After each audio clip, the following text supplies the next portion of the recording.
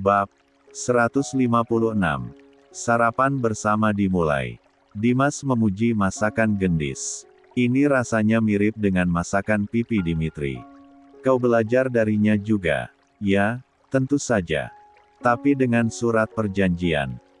Semua resep yang kupelajari hanya kupersembahkan untuk Dimas seorang, bukan untuk tujuan komersil, sahut Gendis. Dimas tersenyum. Dora belum bisa memasak sehebat ini rasanya. Kau ajari Dora memasak seperti ini, aku ingin dia juga pintar memasak sepertimu, ucap Dimas lembut. Iya, tenang saja. Dora selalu rajin mencoba resep baru. Aku sabar mengajarinya memasak, sahut Gendis. Tidak pernah sehari pun Dimas melewatkan nama Dora di setiap obrolannya. Aku sudah mengirimkan cucian terakhir ke laundry. Kau hanya tinggal menerimanya. Pesan laundry saja untuk mencuci dan menyetrika bajumu. Stok makanan dan bahan masakan sudah penuh di kulkas. Oh, aku juga membeli alat penyedot debu otomatis, tuh. Gendis menunjuk alat penyedot debu portable yang berbentuk bulat dan berjalan-jalan sendiri di sekitar rumah. Dimas tersenyum. Tenang saja, Dis. Aku loh, sudah terbiasa hidup sendiri di Venezuela. Kepergianmu menginap di rumah orang tuamu tidak akan membuatku kesusahan. Kekeh Dimas begitu percaya diri. Aku hanya ingin memastikan semuanya mudah bagimu tanpaku. Beberapa bulan ini kamu kan terbiasa dilayani olehku, takut lupa kebiasaan mandirimu di Venezuela. Gendis tertawa renyah, padahal hatinya meremat duka. Ucapan Dimas yang mengatakan tidak akan kesusahan tanpa Gendis di rumah sungguh terdengar menyakitkan. Alat pencukur kumismu sudah kusiapkan di kamar mandi, ada 2 stok yang baru. Sikat gigi baru dan semua peralatan mandi ada semua di kotak atas wastafel. Gendis mengingatkan. Dimas mengacungkan 2 jempol tangannya. Hidup sendiri adalah perkara mudah baginya. Kamu makanlah dengan baik. Pagi wajib sarapan dan malam tetap harus makan meski sedikit, pesan Gendis lagi. Dimas tersenyum. Jangan terlalu mengkhawatirkan aku, Dis. Aku itu lelaki mandiri. Gendis ikut tersenyum. Lia kau lelaki yang mandiri. Tapi tetap saja perlu kehadiranku untuk menjadi tameng perasaanmu yang sesungguhnya. Lihatlah mataku, Dim. Tidakkah sedikit saja kau lihat kesedihan di sini? Dalam tatapku. Aku sedih karena harus meninggalkanmu meski hanya untuk sementara. Kalau nanti sudah sampai rumah ibumu, kabari aku, oke? Pesan Dimas dengan ringan. Iya, pasti kukabari. Sarapan pun selesai. Dimas memanaskan mobil lalu duduk santai di kursi teras seraya menyeruput kopi hangat buatan Gendis. Ini kopi apa? Tanya Dimas. Kopi racikan rahasia, kopi kesukaan Papa Angsa dan aku dapat satu bahan yang ditambahkan ke dalam kopi agar semakin lezat rasanya, jawab Gendis. Enak. Puji Dimas tulus. Gendis tersenyum, selalu menyenangkan mendengar pujian Dimas untuk semua minuman dan makanan yang mampir di mulutnya. Dimas tidak pernah mencela minuman atau makanan yang dia sajikan. Dimas selalu menghargainya. Itulah yang membuat Gendis bertahan. Dimas tidak sepenuhnya membuatnya terluka. Ini kunci duplikat. Jangan hilang, simpan baik-baik. Gendis memberikan salah satu kunci duplikat pada Dimas. Kalau hilang tak apa, Dora menyimpan duplikat kunci rumah ini, kan? Sahut Dimas enteng. Ya, sudah. Aku berangkat. Dimas menenggak abis kopi buatan Gendis. Gendis hanya bisa mencium tangan Dimas tanpa sun kening balik dari Dimas, seperti yang dilakukan Rangga untuk Dora. Setelah kepergian Dimas, Gendis masuk rumah. Melihat seisi rumah dengan risau. Berat rasanya berjauhan lagi dengan Dimas. Aku kan pergi nggak jauh, tetap di Jakarta dan tinggal di apartemen Dora. Kenapa harus serisau ini, sih? Tepis Gendis segera membereskan meja makan. Gendis memastikan keadaan rumah baik-baik saja. Menyiapkan segala sesuatunya agar Dimas mudah mengambil sesuatu yang diperlukan selama dirinya tidak ada. Dada Gendis terasa sesak, setengah hatinya tak ingin pergi. Dia tetap ingin mengurusi Dimas, berdekatan dengan Dimas meski Dimas kerap menyebut nama Dora di setiap perbincangannya. Ra, aku sudah siap tapi kok aku berat sih ninggalin Dimas. Gendis menelepon Dora. Sudah, jangan terlalu didramatisir. Ini untuk masa depanmu, untuk kebahagiaanmu. Kamu pergi bukan untuk bermaksiat, dan kamu pergi atas seizin Dimas. Meski bohong sedikit tak apa. Jangan ragu, oke. Dora meyakinkan Gendis di seberang telepon. Gendis menarik napas dalam, dia melihat ranjang besar tempat dia tidur dengan Dimas. Kuharap esok lusa, guling pembatas di antara kita pergi jauh dan hanya aku yang bisa kamu peluk setiap malam, Dim. Gendis menitikkan air mata. Cintanya untuk Dimas bukan main-main, sebesar itu dan sesetia itu Gendis mengasihi Dimas, kurang dan lebihnya anak lelaki satu-satunya Dimitri dan Susana itu benar-benar diterima. Gendis dengan ikhlas. Jaga dirimu baik-baik selama aku pergi. Aku pergi entah untuk berapa lama, mungkin sampai kamu merasa kehilangan sosok aku. Itu pun kalau terjadi. Kalau tidak, entahlah. Tak akan ada kabar berita dariku, Dim. Aku akan memutuskan kontak sementara darimu. Jangan pernah sakit, ya. Aku mencintaimu. Lirih Gendis membawa satu koper besar keluar dari kamar dengan lelehan air mata sedih yang tidak main-main. Gendis sampai di apartemen Isadora. Dia melihat seisi apartemen dengan tatapan kosong. Aku akan sendirian di sini, Ra. Tanya Gendis. Mau ditemenin siapa? Kak Nathan. Celetuk Dora membuka lemari es 4 pintu. Lihatlah. Gendis terbelalak melihat isi kulkas yang penuh dengan stok makanan. Kupersiapkan untukmu. Kalau habis, tenang saja. Aku akan mengirim paket grocery untukmu, ucap Dora. Kalau jenuh berada di sini, aku siapkan tiket perjalananmu ke Bali atau Lombok, Pantai Senggigi. Kamu suka pantai, kan? Imbu Dora menarik lengan Gendis ke balkon. Gendis hanya menurut saja dan menyimak setiap ucapan Dora dengan khusyuk. Pemandangan balkon sejuk banget, kolam renang sekaligus taman apartemen yang luas dan asri. Kamu bisa bersantai sambil makan camilan dan membaca novel online kesukaanmu tanpa harus dikejar-kejar kewajibanmu mengurus suami. Kamu di sini saja temenin aku. Pinta Gendis. Entar Dimas curiga, Dis. Memang kenapa sih kalau sendirian? Kamu itu sudah besar, cengeng banget tinggal sendirian saja takut. Dimas bukan hilang kayak Kak Rangga kemarin di Turki. Tiap hari dia mengisi di 2 acara sekaligus di 2 stasiun TV, kamu kalau kangen bisa lihat dia di TV. Dora gemas pada Gendis. Kamu bebas berlaku apa saja di sini, anggap ini adalah apartemen milikmu, oke? Gendis mengangguk. Ingat, jangan nyalakan ponsel satunya. Aku akan mengabari kabar Dimas ke nomor barumu. Pesan Dora. Lagi-lagi Gendis hanya mengangguk. Aku pulang, iya. Mau ke sekolahan Leon, ketemu Mama dan makan siang bareng di restoran Om Aleska yang baru. Pamit Dora. Makasih ya, Ra. Gendis memeluk Dora yang tingginya hanya sebatas lehernya. Aku juga sudah pasang wifi unlimited khusus untukmu menonton film-film India terbaru kesukaanmu. Ucap Dora lagi saat berpelukan dengan Gendis. Padahal aku ingin sekali ikut bulan madu ke India, seperti rencana Kak Rangga, sahut Gendis sembari melepaskan pelukan. Tenang saja, Kak Rangga masih sibuk di kantor, Kak Ci juga masih beberapa minggu lagi nikahnya jadi kamu tenang saja healing di sini, berkontemplasi dan meminta kebaikan dari Sang Halik. Meminta yang terbaik untuk kebahagiaanmu. Tegas ucapan Dora.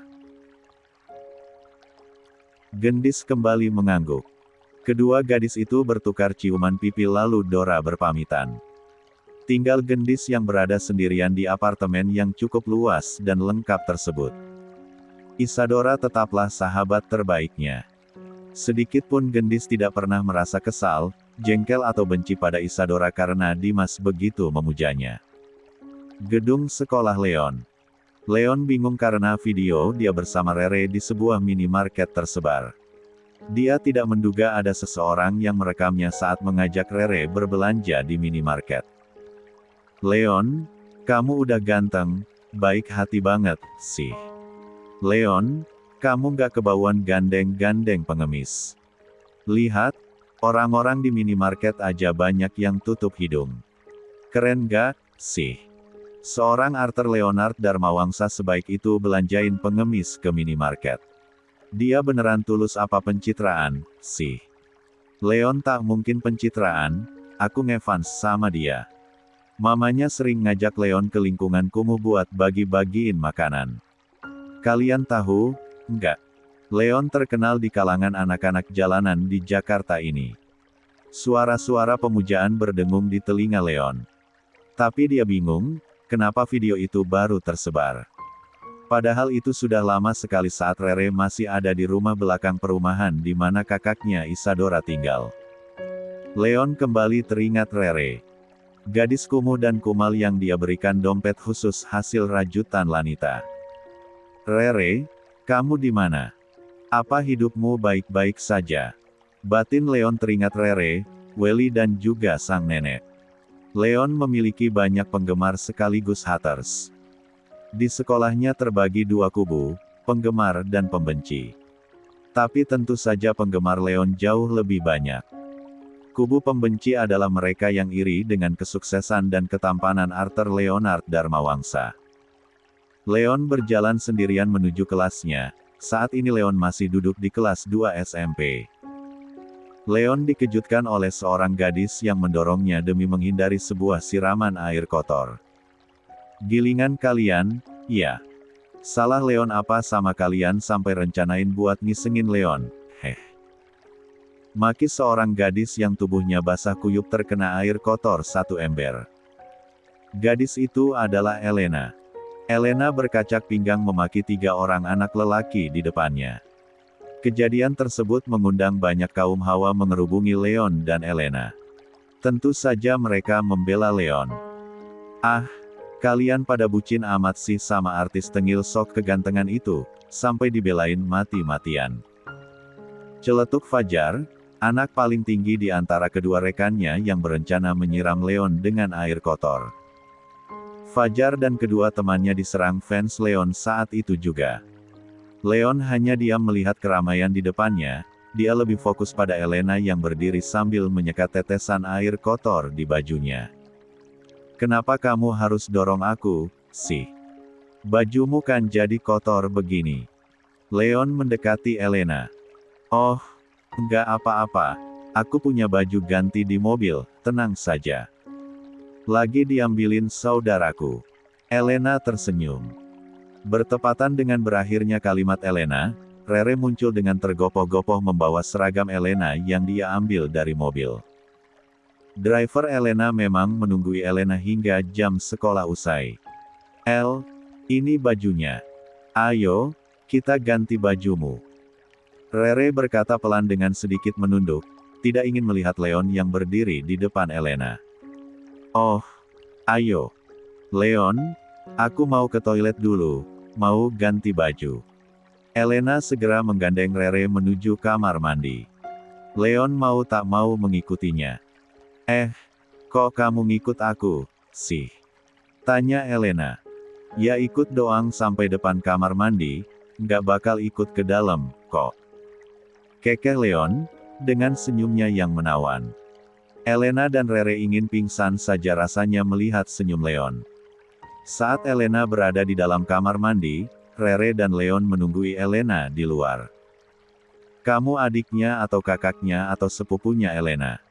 Tadi dia bilang kamu saudaranya. Leon bertanya pada Rere yang selalu saja menunduk.